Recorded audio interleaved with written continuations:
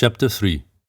Old Prince Nikolai Andreevich Bolkonsky received a letter from Prince Vasily in November 1805 announcing that he and his son would be paying him a visit. "I am starting on a journey of inspection, and of course I shall think nothing of an extra 70 miles to come and see you at the same time, my honored benefactor," wrote Prince Vasily. "My son Anatol is accompanying me on his way to the army, so I hope you will allow him personally to express the deep respect that, emulating his father, he feels for you." "It seems there will be no need to bring Maria out. Suitors are coming to us of their own accord," incautiously remarked the little princess on hearing the news. Prince Nikolai frowned, but said nothing. A fortnight after the letter, Prince Vasily's servants came one evening in advance of him, and he and his son arrived next day. Old Bolkonsky had always had a poor opinion of Prince Vasily's character, but more so recently, since in the new reigns of Paul and Alexander, Prince Vasily had risen to high position and honors.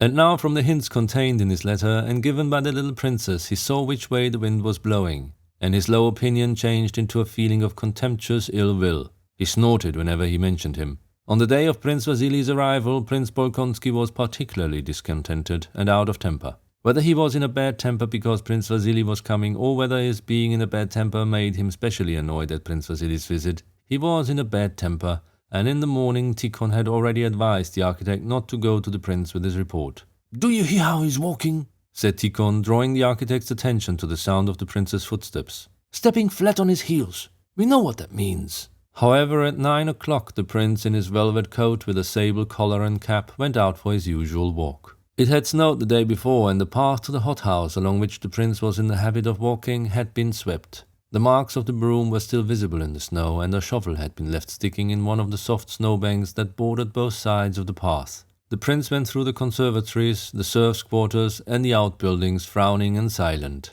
"Can a sledge pass?" he asked his overseer, a venerable man resembling his master in manners and looks, who was accompanying him back to the house. "The snow is deep. I'm having the avenue swept, your honor." The prince bowed his head and went up to the porch. "God be thanked," thought the overseer.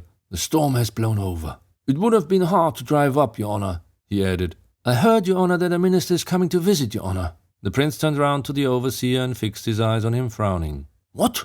A minister? What minister?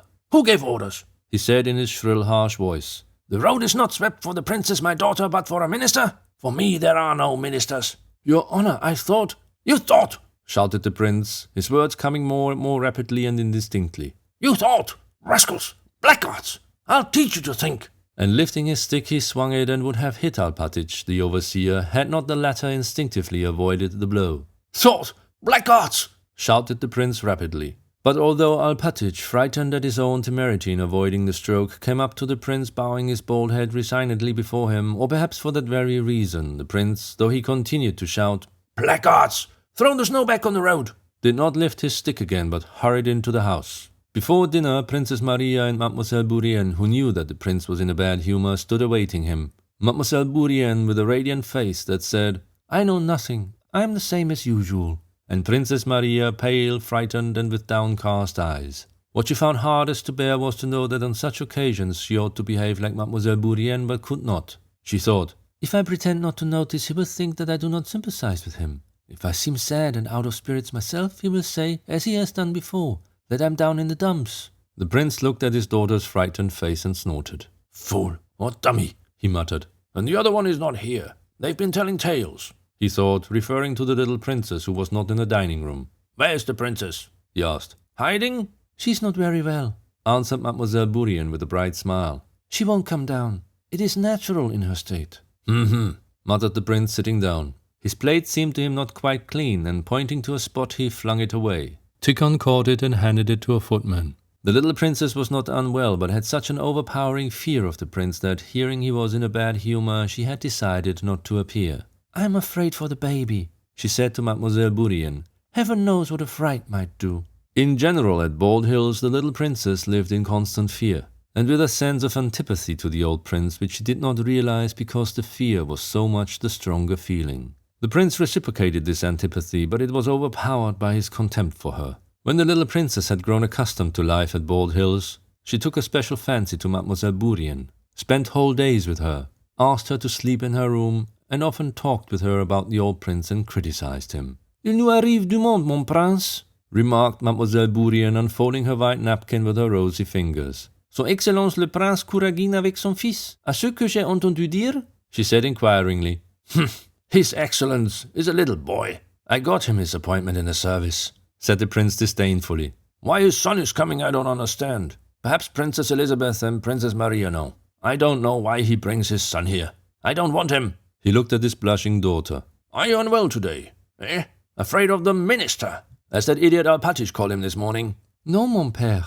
Though Mademoiselle Bourrienne had been so unsuccessful in her choice of a subject, she did not stop talking, but chattered about the conservatories and the beauty of a flower that had just opened, and after the soup the prince became more genial. After dinner he went to see his daughter-in-law. The little princess was sitting at a small table chattering with Masha, her maid. She grew pale on seeing her father-in-law. She was much altered. She was now plain rather than pretty. Her cheeks had sunk, her lip was drawn up, and her eyes drawn down. Yes, I feel a kind of oppression, she said in reply to the prince's question as to how she felt. Do you want anything? No, merci, mon père. Well, all right. He left the room and went to the waiting room where Alpatich stood with bowed head.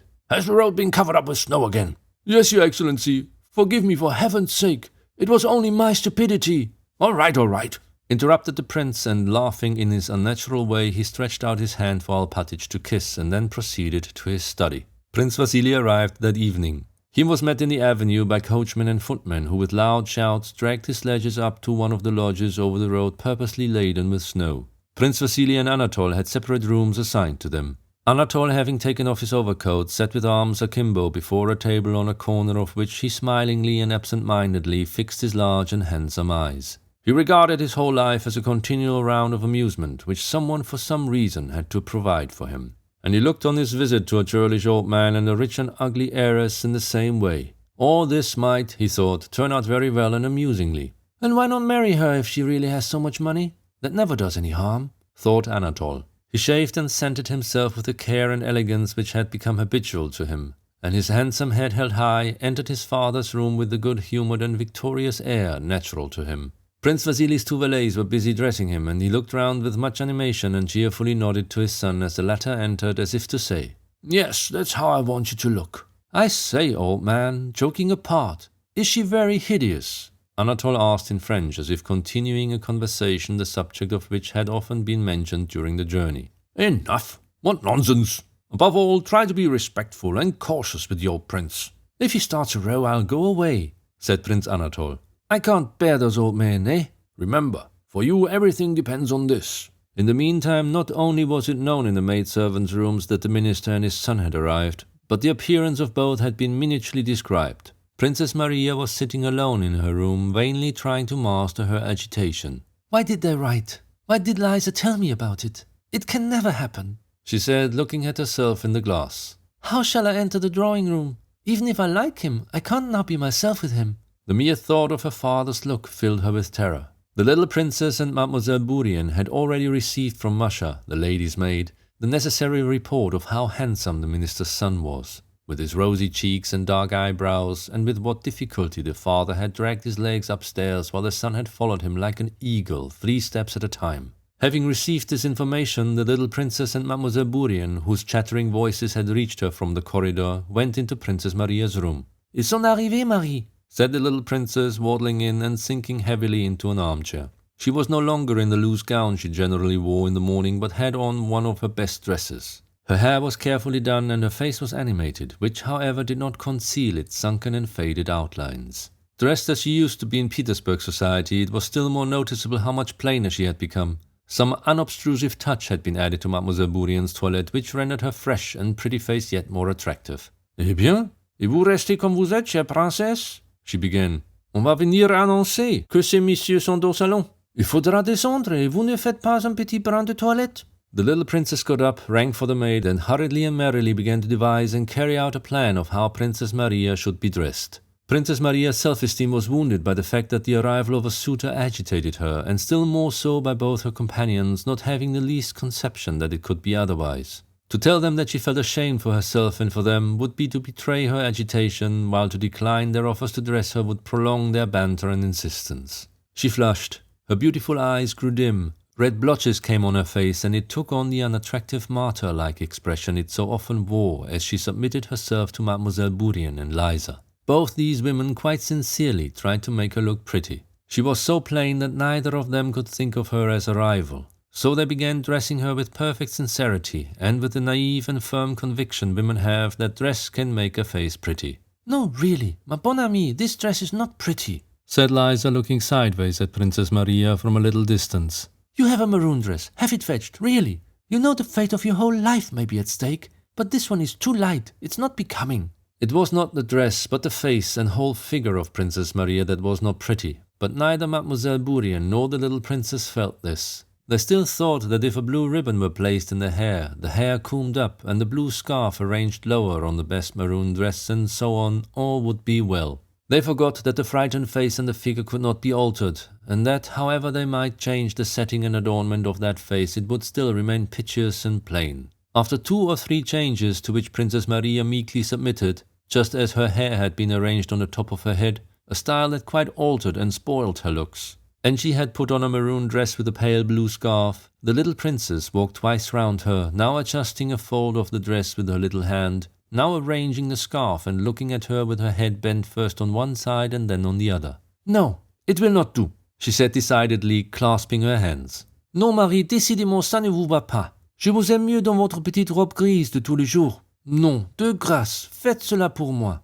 Katia," she said to the maid, "bring the princess her grey dress, and you'll see, Mademoiselle Bourrienne, how I shall arrange it," she added, smiling with a foretaste of artistic pleasure. But when Katia brought the required dress, Princess Maria remained sitting motionless before the glass, looking at her face, and saw in the mirror her eyes full of tears and her mouth quivering, ready to burst into sobs. "Voyons, chère princesse," said Mademoiselle Bourrienne. "encore un petit effort." The little princess, taking the dress from the maid, came up to Princess Maria.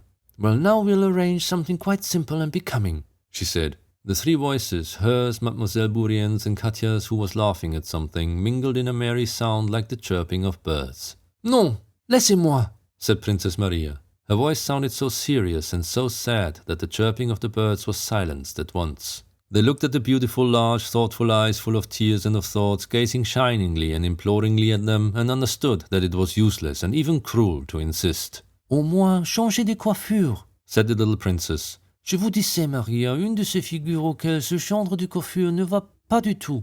Mais du tout.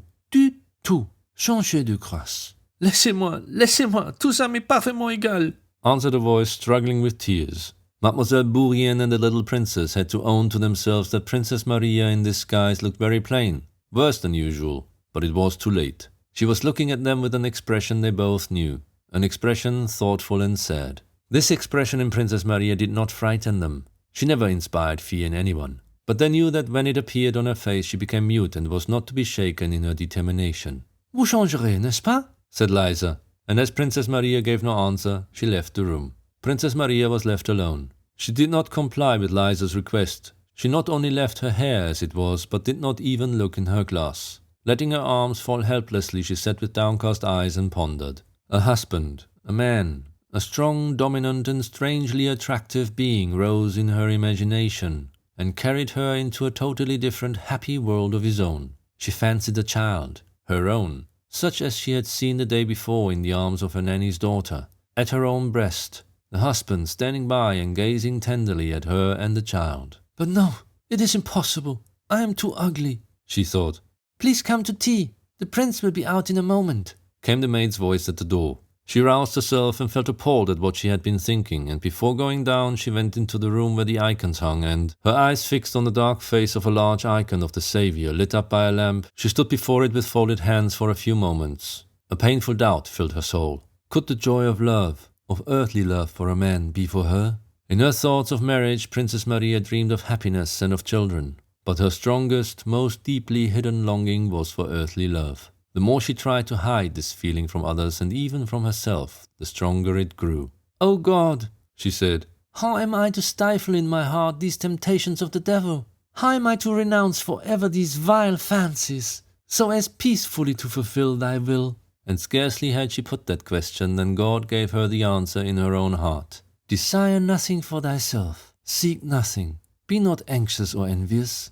Man's future and thy own fate must remain hidden from thee. but live so that thou mayest be ready for anything. If it be God's will to prove thee in the duties of marriage, be ready to fulfill his will." With this consoling thought, but yet with a hope for the fulfillment of her forbidden earthly longing, Princess Maria sighed, and having crossed herself went down, thinking neither of her gown and coiffure, nor of how she would go in, nor of what she would say. What did all that matter in comparison with the foreordained plans of God, without whose will not a single hair falls from the head of a man?